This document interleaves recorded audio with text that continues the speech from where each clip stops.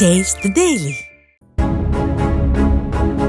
சென்னை மாநகராட்சியில் 3 ஆண்டுகளுக்கு ஒருமுறை தெருநாய்கள் கணக்கெடுக்கும் பணி நடத்தப்பட்டு கருத்தடை மேற்கொள்வது வழக்கம். அந்த வகையில் இறுதியாக கடந்த 2018ஆம் ஆண்டு நடைபெற்ற தெருநாய்கள் கணக்கெடுப்பின்படி சென்னையில் 58,000 நாய்கள் இருப்பது உறுதி செய்யப்பட்டது. இந்நிலையில் கொரோனா பரவல் காரணமாக கணக்கெடுப்பு மற்றும் கருத்தடை மேற்கொள்வதில் தொய்வு ஏற்பட்டதால் சென்னையின் பல்வேறு பகுதிகளில் தெருநாய்களின் எண்ணிக்கை அதிகரித்து காணப்பட்டது.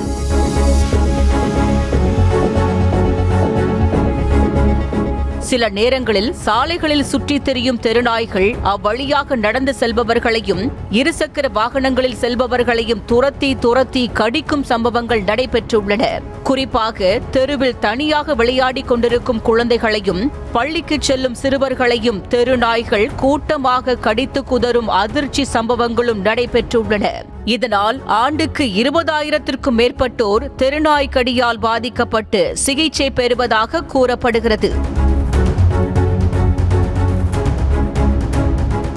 இந்த நிலையில் மாநகராட்சி சாலைகளில் சுற்றித் திரியும் தெருநாய்களை பிடிக்க வேண்டும், கணக்கெடுப்பு நடத்தி கருத்தடை மேற்கொள்ள வேண்டும் உள்ளிட்ட கோரிக்கைகளை சென்னை வாசிகள் முன்வைத்தனர். இந்நிலையில் உலகளாவிய கால்நடை மருத்துவ சேவைகள் நிறுவனத்துடன் இணைந்து சென்னை மாநகராட்சி தெருநாய்களை கணக்கெடுக்கும் பணியை கடந்த ஜூலை மாதம் மேற்கொண்டது.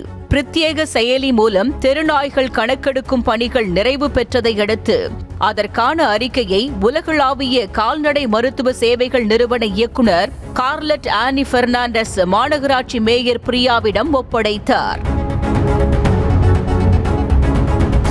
அந்த அறிக்கையின்படி சென்னை மாநகராட்சியில் 5 ஆண்டுகளுக்கு பிறகு நடத்தப்பட்ட கணக்கெடுப்பில் ஆலந்தூர், மணலி, தேனாம்பேட்டை, ராயபுரம் ஆகிய மண்டலங்களில் தெருநாய்கள் எண்ணிக்கை குறைவாக உள்ளதாகவும், அம்பத்தூர், மாதவரம், வளசரவாக்கம் உள்ளிட்ட பகுதிகளில் கடந்த ஆண்டுகளை ஒப்பிடும் போது தெருநாய்களின் எண்ணிக்கை அதிகரித்திருப்பதாகவும் தெரிய வந்துள்ளது. மேலும் தற்போது சென்னை மாநகராட்சி முழுவதும் சுமார் 1.81 லட்சத்திற்கும் மேற்பட்ட தெருநாய்கள் இருப்பது உறுதி செய்யப்பட்டிருப்பது சென்னை வாசிகள் மத்தியில் அதிர்ச்சியை ஏற்படுத்தியுள்ளது.